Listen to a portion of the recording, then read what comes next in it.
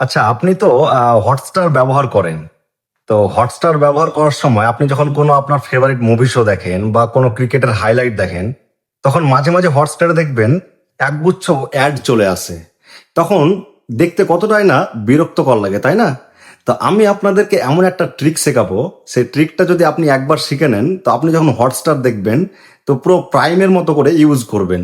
Hotstar দেখার সময় যে কোনো আপনি ফেভারিট কন্টেন্ট দেখেন না কেন, আপনি কখনোই অ্যাড দেখতে পাবেন না। তো অ্যাডটিকে কিভাবে স্কিপ করতে হবে একবার যদি আপনি দেখে নেন, তো অবশ্যই আপনাকে আর আপনার ফেভারিট মুভি শো দেখতে বিরক্তকর লাগবে না।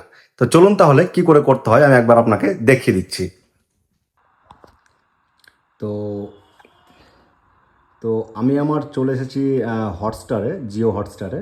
এবার হটস্টারে এসে আমি প্রথমে এই হয়তো এই সিরিজটা হয়তো আমি দেখবো। তো সিরিজটার জন্য আমি ওয়াচ করছি। প্রথমে ওয়াচে ক্লিক করলাম। তো ফার্স্টে একটা অ্যাড শো করবে 13 সেকেন্ডে। এই অ্যাডটা জাস্ট আপনাকে একবার দেখতে হবে। তারপর আপনাকে আর কোনো অ্যাড দেখতে হবে না। আপনি তখন পুরোটাই স্ট্রিম করতে পারবেন।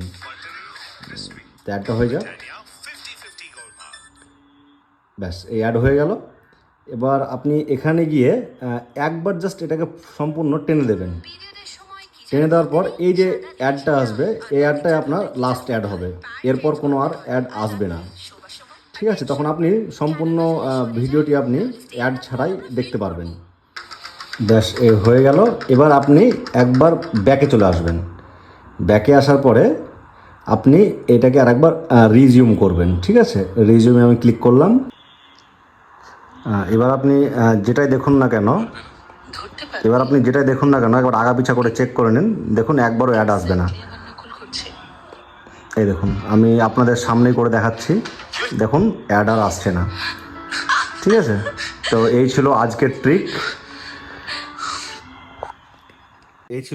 ট্রিক। যদি আপনাদেরকে এই ট্রিকটি পছন্দ হয় তাহলে অবশ্যই আমার চ্যানেলটিকে সাবস্ক্রাইব করবেন আর ভিডিওটিকে সবার মধ্যে ছড়িয়ে দেবেন। আর যদি ফেসবুক থেকে দেখে থাকেন তো অবশ্যই পেজটিকে ফলো করে পাশে থাকবেন। আমি এরম ধরনের টিপস অ্যান্ড ট্রিক্স ভিডিও আপনাদের সামনে নিয়ে আসতে থাকবো। Thank you.